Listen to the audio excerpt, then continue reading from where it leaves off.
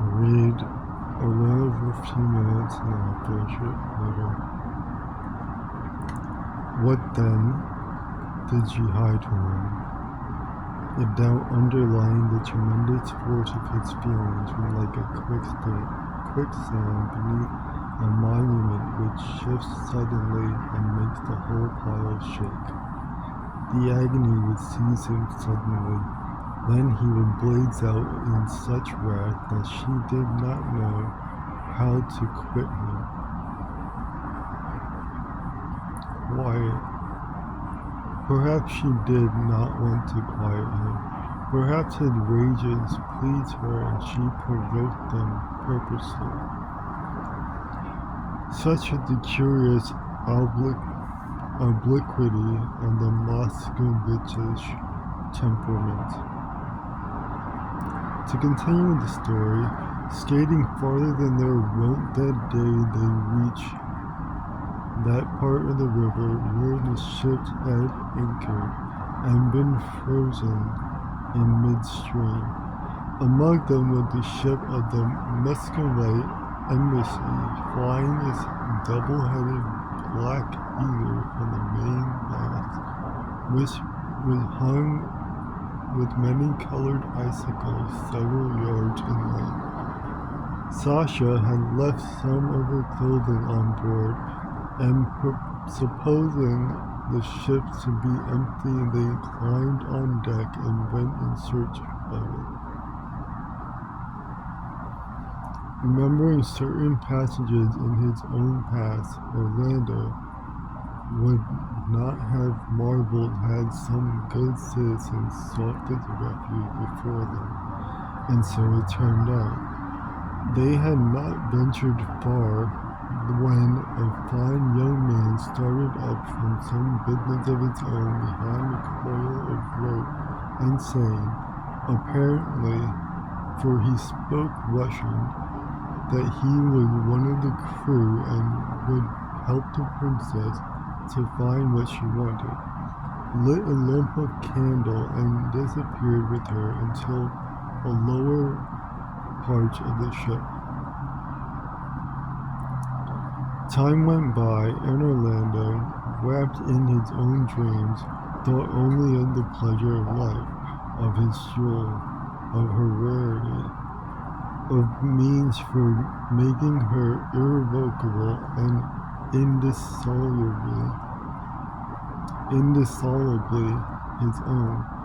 Obstacles there were and hardship to overcome.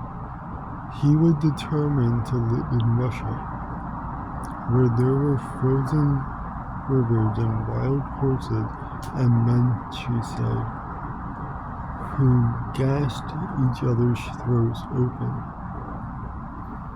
It is true that a landscape of pine and snow, habits of lust and slaughter, did not entice him, nor was he anxious to cease his pleasant country ways of sport and tree planting, relinquish his office, ruin his career, shoot the reindeer instead of the rabbit, drink vodka instead of canary, and slip a knife up his sleeve. For what purpose, he knew not. Still, all this and more than all this he would do for her sake.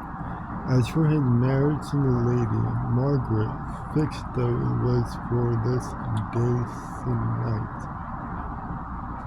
the thing was so palpable, absurd, that he scarcely gave it a thought. Her kinsman would abuse him for deserting a great lady.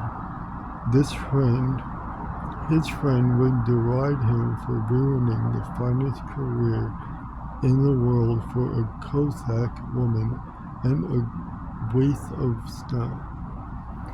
They weighed not a straw in balance compared with Sasha herself.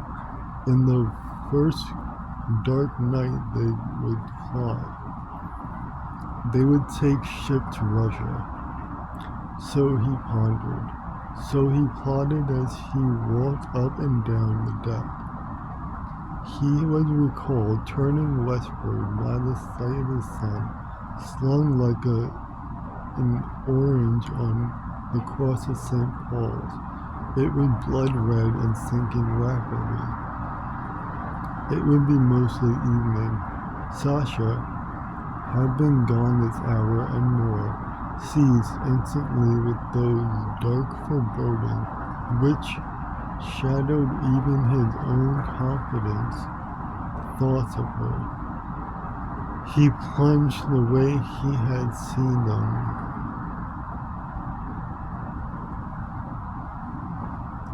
go into the hold of the ship, and after stumbling among chests and barrels in the darkness, was made aware by a faint glimmer in the corner that they were seated there. For 1 second he had a vision of saw Sasha seated on the sailor's knee, saw her bend towards him, saw them embrace before the light was blotted out in a red cloud of his rage. He blazed into such a howl of anguish that the whole ship echoed. Sasha threw herself between them, or the sailor would have been stifled before he could draw its cutlass. Then a deadly sickness came over Orlando, and they had to lay him on the floor and gave him brandy to drink before he revived.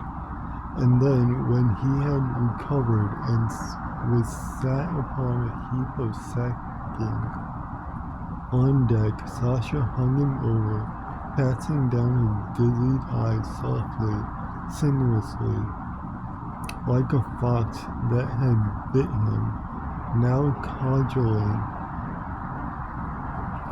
now denouncing, so that he came to doubt that what he had seen. Had not the candle guttered, had not the shadows moved, the box was heavy, she said. The man was helping her move it. Orlando believed her one moment, for who can be sure that his rage was not painted what he most dreads to find. The next was the more violent with anger at her deceit. Then Sasha herself turned white, stamped her foot on deck, said she wouldn't go that night, and called upon her God to destroy her if she, a Romanovich, had lain in the arms of a common seaman. Indeed, looking at them together, which he could hardly bring himself to do, Orlando was outraged by the foulness of his imagination that could have painted so frail a creature in the paw of that hairy sea brute. The man was huge.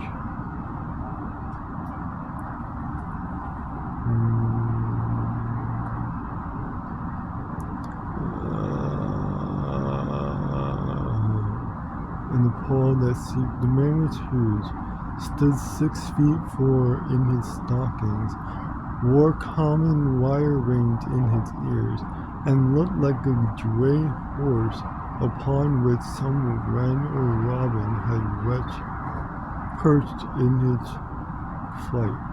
So he yielded, believed her, and asked her pardon.